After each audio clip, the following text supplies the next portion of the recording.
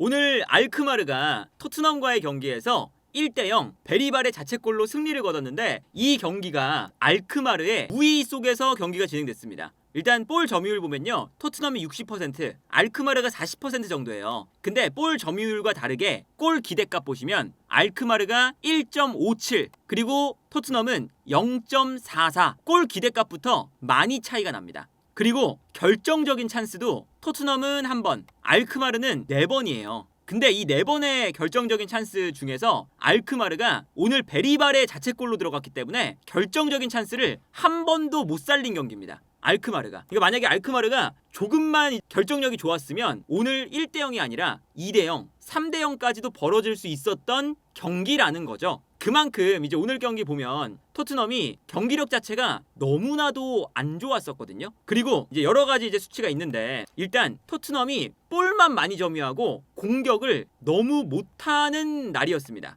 페널티 박스 안에서의 터치, 알크마르가 29번, 토트넘은 12번이에요. 오히려 볼 점유율은 토트넘이 높은데 페널티 박스 안에서의 볼 터치는 알크마르가 높습니다. 2배 이상. 이거는 뭐냐면 토트넘이 볼을 소유하고 지공을 하는데 볼만 계속 돌리다가 공격은 못하고 뺏긴 다음에 역습당했다라는 거죠. 오늘 실제로 알크마르가 이 기본적으로 네덜란드 무대에서도 역습을 잘하는 팀 중에 한 팀이에요. 그러니까 알크마르가 현재 네덜란드 리그에서 역습으로 만들어낸 득점이 6골, 리그에서 가장 많은 득점을 역습으로 만들어낸 팀입니다. 그런데 이제 오늘 경기 보면 알크마르가 그 점을 활용을 해서 본인들의 축구를 한 거예요. 토트넘이 볼을 점유할 때 알크마르는 두 줄 수비를 합니다. 4-4-2의 형태에서 이렇게 두 줄 수비를 만들어놔요. 근데 이제 오늘 경기 토트넘의 문제는 뭐냐면 좌우 측면을 넓게 활용하는 이런 패턴을 토트넘이 좋아하잖아요. 밀집 수비 상대할 때 좌우 풀백 우도기와 스펜스가 가운데로 들어옵니다. 가운데로 들어오면서 수비를 중앙 지역으로 쏠리게 만들죠. 더욱더. 그러면 이제 측면에 공간이 생기니까, 이렇게 측면에 공간이 생기면 브레넌 존슨과 손흥민에게 패스를 보내주는 거죠. 이번 시즌뿐만 아니라 지난 시즌부터 포스테코글루 감독이 계속 활용을 하는 공격 패턴이잖아요. 근데 여기서 이제 어떤 거를 하느냐, 포스테코글루 감독이 늘상 똑같아요. 근데 예를 들면 손흥민한테 패스를 보내주면요, 손흥민이 볼을 잡았을 때 상대의 측면 수비수가 끌려 나오는 순간 안쪽에 있는 우도기가 침투한다. 혹은 존슨이 볼을 잡았을 때 측면 수비수가 끌려 나오면 스펜스가 침투한다. 요거를 복사 붙여넣기처럼 매번 하잖아요. 그런데 오늘 토트넘은 저 좌우 측면에서 측면 수비수가 끌어내고 풀백이 뛰어들어가는 요것만 계속 반복해서 하고요, 가운데 공간을 거의 활용하지 못해요. 한마디로 U자 빌드업을 한다는 거죠. 문제 중에 하나는 오늘 경기 쿨루셉스키가 빠지니까 가운데에서 볼을 지켜줄 수 있는 선수가 없는 거예요. 그러니까 어떤 거냐, 오늘 알크마르의 좋았던 점은 어떤 거냐면 알크마르가 요 4-4-2 전형을 만들잖아요. 근데 이 4-4-2 전형을 만들고 이 하나의 수비 블럭이 움직임이 참 좋습니다. 어떤 거냐, 손흥민 쪽으로 패스가 갔어요. 예를 들어서 그러면 손흥민 선수가 볼을 잡을 때 수비가 끌려 나오고 이 공간을 활용하려는 토트넘이잖아요. 그런데 알크마르는 수비수 한 명이 끌려 나오는 게 아니라 모든 선수가 다 한쪽 공간으로 밀집을 합니다. 이 안쪽으로 들어가 버려요. 그래서 우도기가 손흥민 선수가 볼을 잡을 때 풀백이 끌려 나가도 뛰어 들어갈 수 있을 만한 공간을 못 찾아요. 그래서 여기서 공간을 못 찾으니까 손흥민 선수가 볼을 가지고 있다가 백패스 한 다음에 반대편에 이러면 공간이 나니까 반대편으로 패스를 보내주겠죠. 그러면 그 순간 알크마르가 여기서 또 모든 선수가 다 반대편으로 움직입니다. 그렇기 때문에 존슨 쪽에서도 순간적으로 공간이 안 나오는 거예요. 그래서 오늘 토트넘이 볼을 가지고 있는데 계속 좌우로 손흥민 쪽, 존슨 쪽, 풀백의 침투 이거 활용하려고 측면만 주구장창 활용하는데 알크마르가 이 딱 수비 전형 만들고 왼쪽 오른쪽 왔다 갔다 움직임이 너무 좋으니까 여기서 공간을 못 찾습니다. 근데 여기서 이제 문제는 뭐냐, 아니 그러면 공간이 없으면 저 풀백이 침투하는 이것만 쓰는 게 아니라 중앙에 메디슨도 볼을 잡아보고 다른 이제 이 가운데 공간을 좀 써야 되잖아요. 근데 그 가운데 공간을 쓰는 패턴이 토트넘은 매우 부재한 팀이죠. 그러다 보니까 존슨 줬다가 공간 없으면 손흥민, 공간 없으면 존슨, 자연스럽게 U자 빌드업이 만들어집니다. 그러니까 이게 방향 전환도 토트넘이 기본적으로 느려요. 그러니까 방향 전환이 빠르면 상대가 반대로 넘어오기 전에 예를 들어서 존슨이 볼을 잡았다. 그러면 가운데 있는 스펜스 혹은 뭐 베리발 같은 선수가 볼을 잡아서 좁은 공간에서 볼 컨트롤만 되면 반대로 넘겨주는 거예요. 이러면은 공간을 상대가 접근하기 전에 쓸 수가 있잖아요. 그런데 토트넘은 여기서 좁은 공간에서 볼 소유하는 게 안 되니까 측면에서 볼을 돌리다가 백패스, 백패스, 백패스, 백패스 이렇게 넘어가요. 그러니까 이 가운데를 못 거치고 가운데를 거쳐서 방향 전환이 아니라 뒤로 이렇게 되니까 뒤를 돌아오는 동안 상대팀은 다시금 반대편으로 넘어간다는 거죠. 이 시간이 너무 많이 걸려요. 그러니까 오늘 경기는 토트넘이 정말 말도 안 되는 U자 빌드업만 반복했다라는 거거든요. 이런 장면이 많이 나왔죠. 존슨이 측면에서 볼을 받으면 수비가 끌려 나오고 이때 스펜스가 측면에 있다가 가운데로 뛰어 들어가는 이런 것들을 추구하잖아요, 토트넘이. 그래서 이 장면도 존슨이 볼을 받을 때 수비가 끌려 나오면 이때 스펜스의 침투 그리고 패스가 들어가면서 요 공간을 노리는 게 토트넘의 전략이죠. 그런데 오늘 경기 이제 아까 말씀드린 것처럼 알크마르가 대응 방법이 굉장히 좋아요. 이 장면 보시면요. 알크마르의 수비 두 줄 수비입니다. 최전방 2명, 4명, 4명 4-4-2 형태인데 수비 블록이 굉장히 촘촘해요. 그 다음에 손흥민 선수가 볼을 잡는 장면인데요. 이때 우도기가 가운데로 뛰어 들어가려고 합니다. 그런데 이미 알크마르가 수비 블럭을 만들어 놓고 여기서 공간을 없애버리니까 우도기가 뛰어 들어갈 만한 공간이 생기질 않아요. 그래서 손흥민 선수가 여기서 줄 수 있는 공간이 없으니까 백패스를 합니다. 뒤로. 그래서 이 다음 장면을 보면요. 손흥민 선수도 줄 수가 없어서 백패스. 뒤쪽에 있는 선수가 볼을 받아요. 근데 여기서 공간이 없으니까 반대로 방향 전환을 하는 거죠. 근데 이 방향 전환을 할 때도 토트넘이 빠르게 방향 전환을 하는 게 아니라 어떤 식이 되냐? 이 안쪽에 있었던 벤탄쿠르가 나옵니다. 한 번에 방향 전환이 안 되니까 거쳐서 가는 거예요. 그래서 이 다음 장면을 보면 메디슨이 볼을 가지고 안쪽으로 들어온 다음에 뒤로 패스를 보내주면 여기서 그레이가 볼을 잡은 다음에 다시금 반대편으로 뒤로 돌려서 반대로 넘어오죠. 근데 그동안 시간이 걸리니까 토트넘을 상대하는 알크마르는 반대로 넘어오고 있어요. 그러다 보니까 반대편으로 넘어왔을 때 이미 알크마르의 수비진은 다시 측면 지역으로 모여들고 있습니다. 다시금 여기서 밀집 수비가 나오죠. 또 공간이 없어요. 그러다 보니까 여기서도 존슨이 볼을 잡았는데 스펜스가 뛰어 들어가는 거잖아요. 여기 공간이 안 나오니까 존슨도 패스를 못 주고 다시 백패스. 공간이 없어서. 근데 만약에 토트넘이 이것을 방향 전환을 빨리 하려면 손흥민 이쪽에 공간이 나잖아요. 그러면 가운데로 주고 가운데에서 방향 전환 이래야 빠른 건데 빠르게 전환을 못 하는 거죠. 그래서 존슨이 뒤로 나와서 백패스.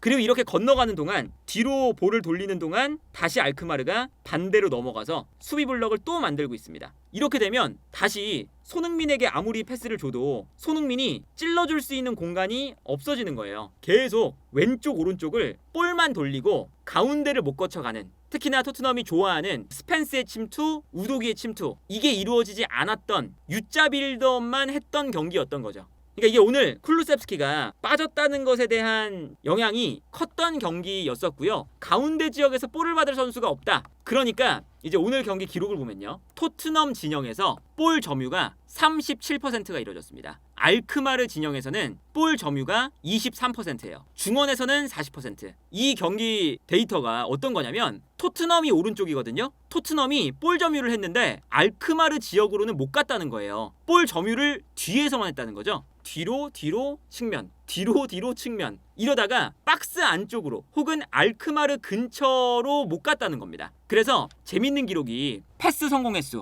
알크마르는 264개, 토트넘은 505개입니다. 거의 2배 차이죠? 2배 차인데 파이널 서드로 들어간 패스, 공격 지역으로 들어간 패스, 그러니까 알크마르 진영과 토트넘 진영, 요 진영으로 들어간 패스는 알크마르는 47번, 토트넘은 48번입니다. 알크마르와 토트넘이 이 공격 지역으로 패스한 횟수는 엇비슷해요. 그리고 충격적인 지표는 공격 지역에서 이루어진 패스가 얼마나 차이가 나냐. 알크마르가 오히려 많습니다. 175번, 토트넘은 155번. 그런데 토트넘이 볼 점유는 더 많이 했으니까 중원에서 볼 점유, 302개, 수비 라인에서의 볼 터치 151개, 수비 라인과 미드필더 라인에서는 패스가 많아요. 근데 공격 지역에서는 알크마르보다 패스가 적었다. 이게 어떤 식으로 나오냐면 데이터가 이게 토트넘의 패스 맵이거든요. 토트넘은 뒤에서 중원에서 볼을 많이 돌렸고 공격 지역에서 그리고 알크마르의 페널티 박스 주변에서의 패스가 거의 없습니다. 알크마르는 반대로 토트넘보다는 이 지역에서의 패스가 많은 걸 볼 수가 있죠.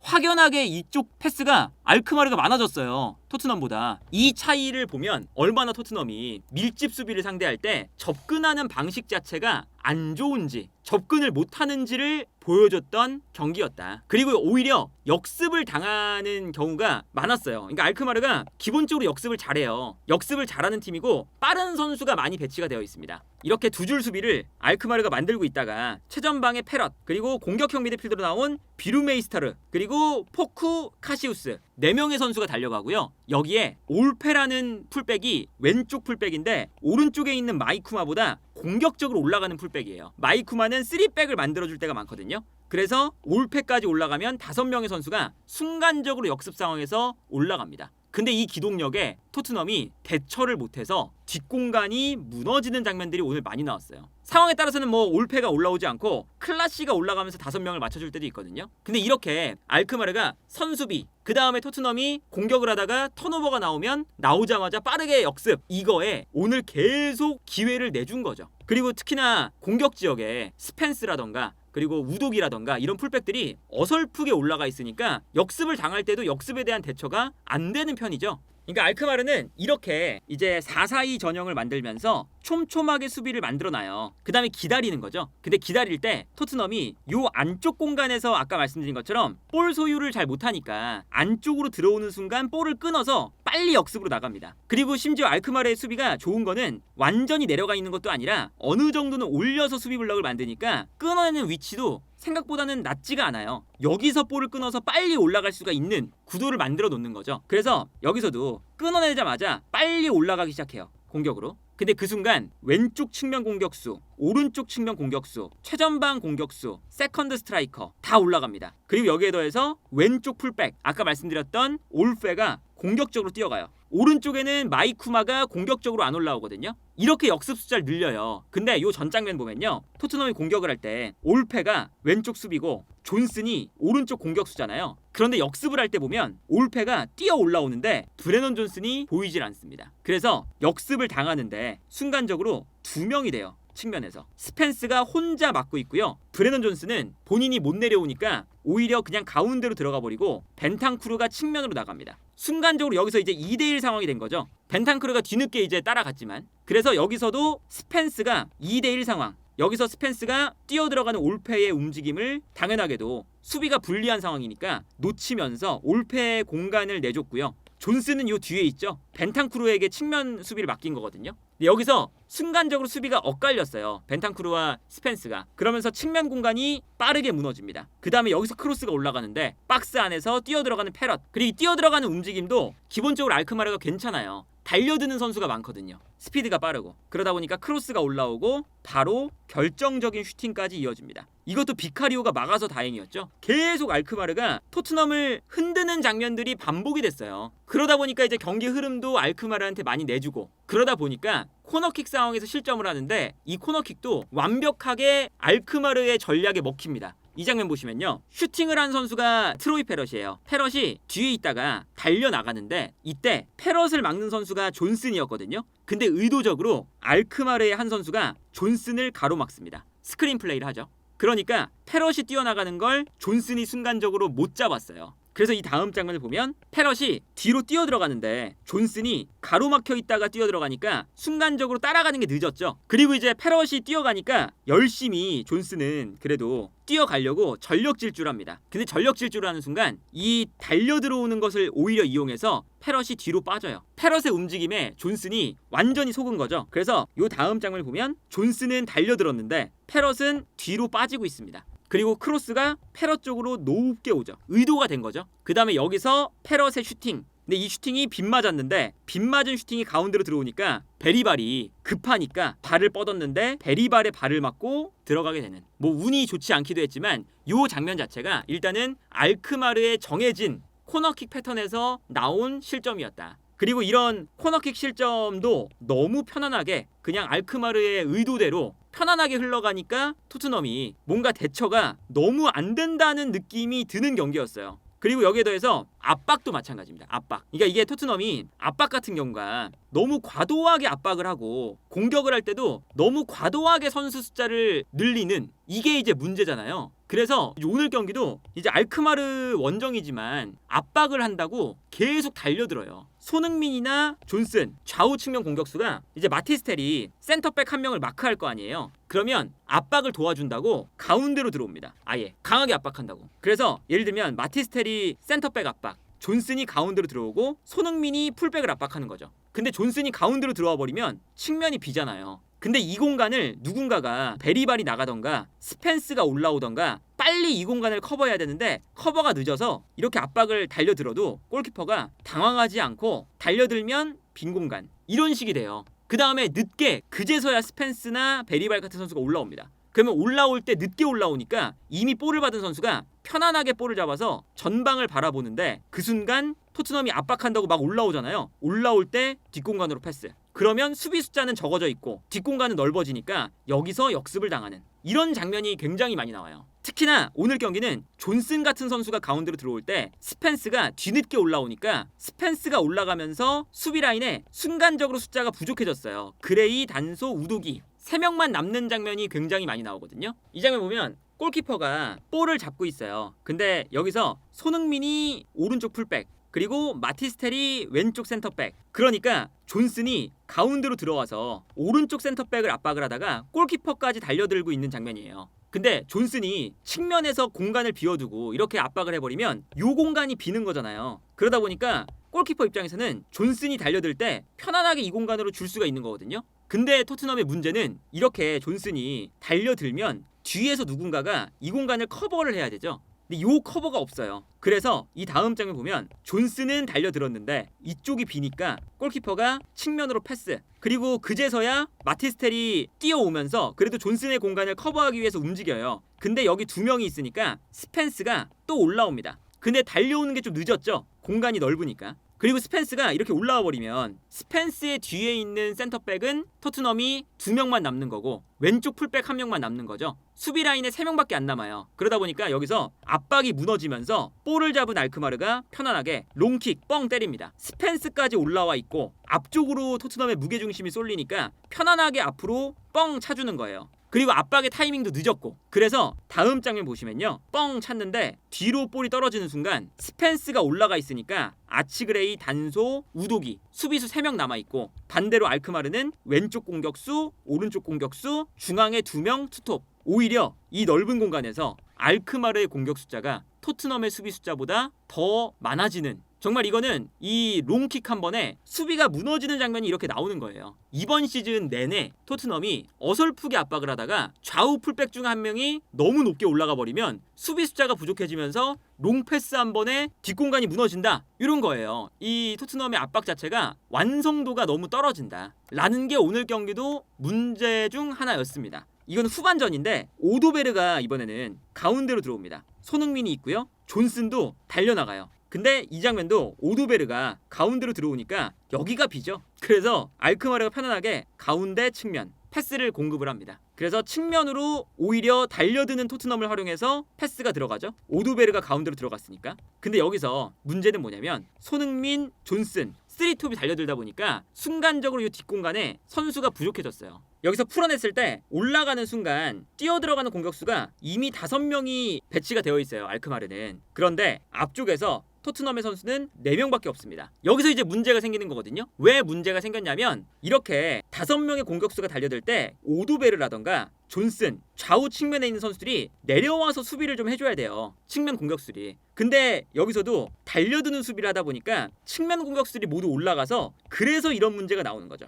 크로스가 올라올 때 공격 숫자는 5명, 토트넘의 수비 숫자는 4명. 그러다 보니까 여기서 크로스가 올라오는 순간 이때 중앙으로 뛰어들어가는 선수가 있고요. 그 선수를 따라서 스펜스가 가운데로 들어옵니다. 이렇게 되면 반대편에 있는 선수가 비게 되겠죠. 그래서 가운데로 들어갔다가 패스가 가운데에서 스펜스가 가운데로 쏠리니까 측면에 있는 선수에게 패스, 편안하게 이 공간에서 알크마르가 슈팅을 만들어내는 장면을 볼 수가 있습니다. 너무 달려드는 수비를 하다가 공간이 나오게 되는, 오히려 알크마르가 편하게 탈압박을 해서 공격을 하는 장면이 나와요. 그리고 공격을 할 때도 토트넘이 극단적인 전방 압박과 극단적인 공격 숫자를 늘리는 장면이 나오죠. 여기서 그래도 역습이 되는 장면이거든요. 베리발이 손흥민에게 전환 패스를 줍니다. 넓은 공간에서 손흥민이 볼을 잡았어요. 그 다음에 손흥민 선수가 여기서 공격을 해서 올라가죠. 이 장면 자체는 그래도 이제 방향 전환이 된 다음에 빠르게 공격으로 올라가는 나쁘지 않은 장면이거든요.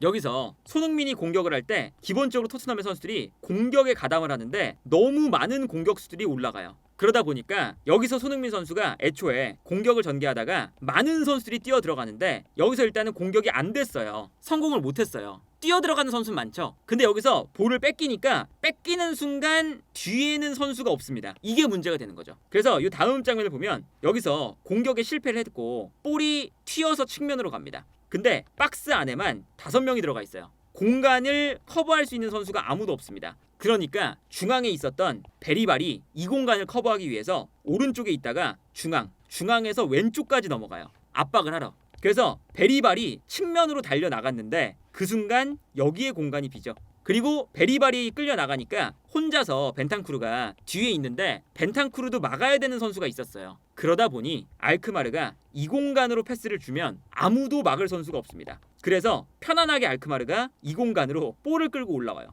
베리발은 측면으로 나가 있고 벤탄쿠르는 막아야 되는 선수가 있고 나머지 토트넘의 선수들은 다 올라가 있고 그래서 이 공간으로 편안하게 알크마르가 볼을 끌고 올라오니까 측면 공격수인 손흥민이 이 선수를 따라갑니다. 어쩔 수 없이 손흥민이 따라가요. 그래서 편안하게 볼을 가지고 전진을 하는데 공간이 엄청 넓어요. 그리고 손흥민이 열심히 따라오고 있긴 한데 이 넓은 공간을 뒤에서 따라오다 보니까 제대로 커버를 못해요. 그래서 편안하게 올라가서 알크마르가 그냥 중원을 가로지릅니다. 가로지른 다음에 뛰어들어가는 선수에게 스루 패스. 라인은 올라와 있고 토트넘이. 그러다 보니까 뒷공간이 너무나 쉽게 무너지면서 1대1 찬스가 나옵니다. 손흥민 선수가 커버하기 위해서 그래도 여기까지 달려왔죠. 그런데도 어쨌든 이 선수를 막지를 못해서 편안하게 달려와서 패스. 여기서 이제 비카리오가 막았기에 망정이지 오늘 이런 찬스가 은근히 많이 나왔어요. 공격도 안 되고 알크마르의 역습에는 너무 쉽게 당하고 극단적으로 압박하다가 뒷공간 털리고 극단적으로 공격 숫자 늘리다가 역습당하고 안 좋은 것들만 오늘 많이 보여줬어요. 그리고 2차전도 쉽지가 않은 게 이제 당장 주말에 토트넘은 본머스전이 있잖아요. 근데 본머스전에 어쨌든 뭐 로테이션 돌릴 가능성이 크지만 로테이션을 돌려도 체력적으로 좀 소모가 있습니다. 근데 알크마르는 이미 리그 차원에서 알크마르가 이제 신청을 했어요. 주말 경기를 나중으로 연기해달라.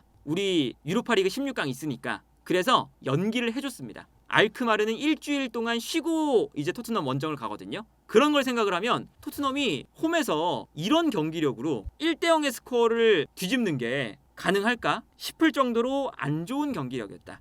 그리고 후반전에 이 교체 전술도 좋지가 않았던 게 손흥민을 결국에 후반전에 뺐잖아요. 70분에. 근데 손흥민을 빼고 나서 이게 토트넘이 결정력을 어쨌든 발휘해주는 선수가 결국은 손흥민이거든요. 그러니까 손흥민이 경기력이 오늘 안 좋았어요. 근데 경기력이 안 좋다 하더라도 골이 필요한 경기니까 마지막에 손흥민을 남겨놓고 솔랑키가 들어와서 같이 공격을 하는 이런 구도를 만들어야 되지 않을까 싶었는데 오늘 아마 제 생각에는 아마 이 포스테코글루 감독이 결국에는 에너지 레벨 또 이건 것 같아요. 그래서 교체를 할 때 어떻게 교체를 했냐면 후반전 시작하자마자 마티스테를 빼고요. 오도베르를 넣었죠. 그래서 손흥민 원톱, 오도베르가 왼쪽이 됐어요. 그 다음에 여기에 더해서 메디슨을 빼면서 사르를 넣었고요. 그리고 솔랑키를 넣으면서 손흥민을 뺐습니다. 이런 식으로 했어요. 오히려 메디슨을 빼고 사르, 베리발, 벤탄쿠르로 가져가면서 중원에서의 에너지가 넘치는 선수들로 구성을 하고 그리고 솔랑키를 중심으로 존슨과 오도베르였어요. 근데 이것도 오히려 공격적인 교체는 아니죠. 손흥민을 뺀 건 솔랑키가 들어왔으니까 공격수를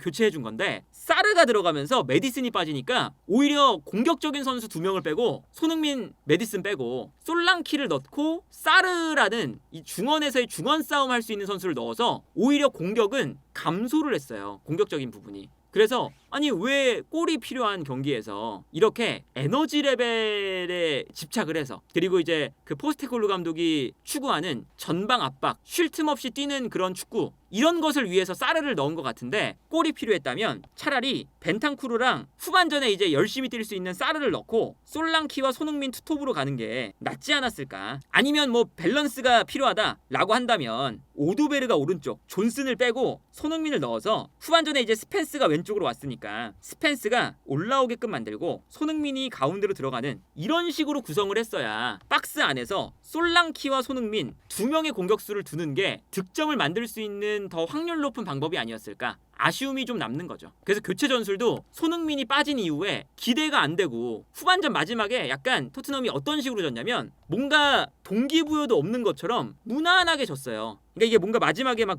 밀어붙여보고 휘몰아치는 그런 시간이 있어야 되는데 그런 시간도 없이 경기가 그냥 끝났습니다. 그리고 이게 문제는 뭐였냐? 손흥민 선수가 맨시티전에 휴식을 부여받았던 선수잖아요. 리그에서 이제 토트넘이 성적이 그렇게 필요가 없으니까 손흥민을 맨시티전에 안 썼고 선발로 후반전엔 들어왔지만 체력적으로 비축이 되어 있던 선수인데 손흥민을 중간에 70분 만에 뺀 것이 과연 옳은 선택이었을까? 그리고 실제로 손흥민이 나간 다음에 경기력이 더 안 좋아지기도 했고요.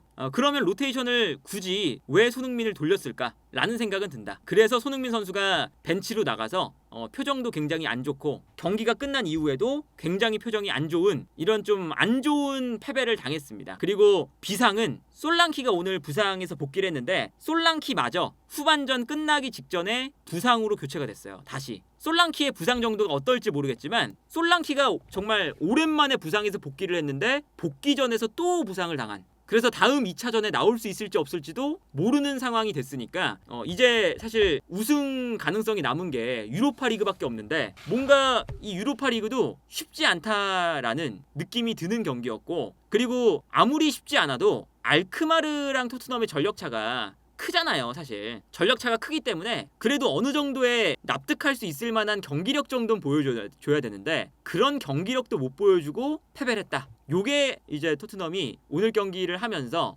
비판을 아마 많이 받을 수밖에 없고, 그리고 과연 포스테콜루 감독이 부상자들이 복귀를 하면 경기력이 이제 우리가 보여주겠다 공언을 해놨는데 경기력도 그렇게 안 나오는 것 같다.